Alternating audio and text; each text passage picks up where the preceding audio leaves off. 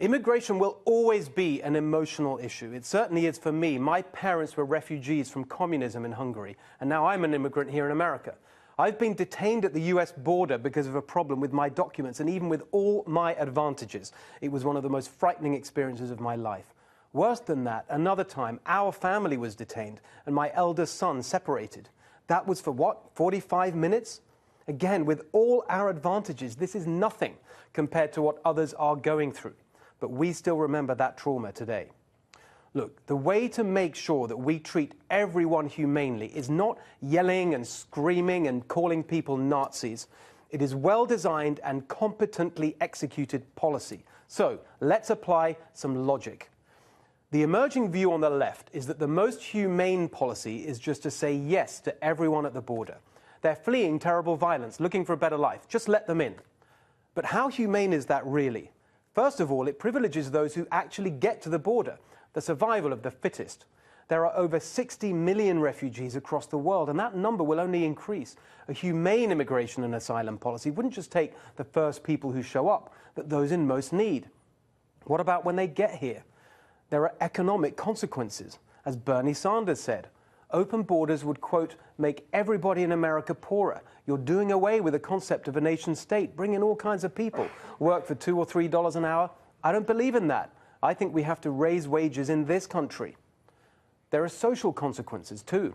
Barack Obama talked about his, quote, patriotic resentment at seeing Mexican flags at pro-immigration events, saying he was not immune to what he called nativist sentiment. When I'm forced to use a translator, he said, to communicate with the guy fixing my car, I feel a certain frustration. Open borders means more pressure on public services like schools and hospitals. Democrat Senator Dianne Feinstein once raged about the proportion of California's health budget being spent on the births of illegal immigrants' babies. What about crime?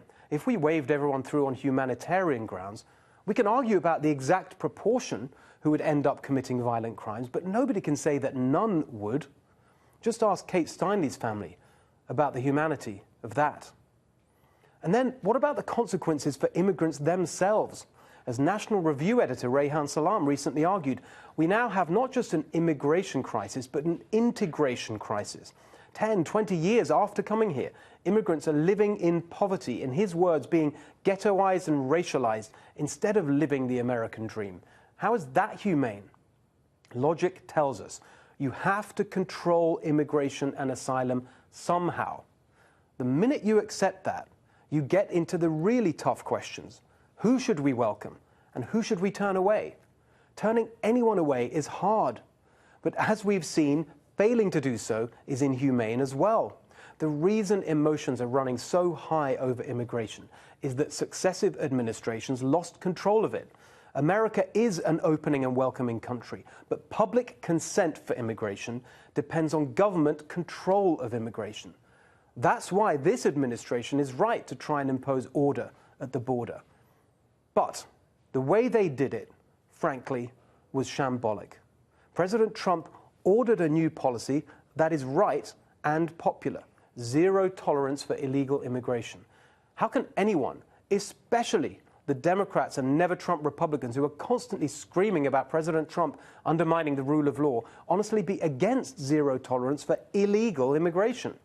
But the consequence of that policy, arising from prior legal rulings, was wrong and unpopular: family separation. It could and should have been predicted and planned for by the administration. Here's John Kelly, over a year ago, when he was still Homeland Security Secretary. Are you, the Department of Homeland Security, considering a new initiative that would separate children from their parents if they try to enter the United States illegally?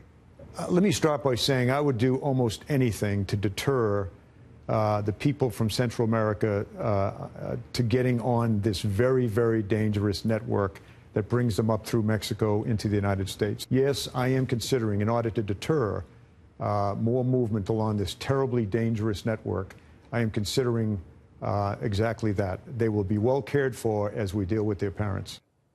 Look, I hate the anti-Trump brigade's self-righteous moral preening as much as anyone. I'm disgusted by the way Chuck Schumer this week clearly showed he'd rather play politics with this issue than solve the problem. But the fact remains that this administration is in charge now. John Kelly, in particular, needs to get his act together. He seems totally out of his depth as White House Chief of Staff. We need a big, urgent, whole government response, and it's the Chief of Staff's job to organize it. At the heart of it should be something this president knows all about. Donald Trump is a builder, so let's get building. Asylum and immigration centers in El Salvador and Honduras and Guatemala, so there's no need to come to the border in the first place. For those who do come, build proper facilities so people can be handled quickly, firmly and humanely. And, of course, build the wall to stop those dangerous illegal border crossings. Zero tolerance plus maximum competence. That's the humane response to the border crisis. That's the next revolution we need.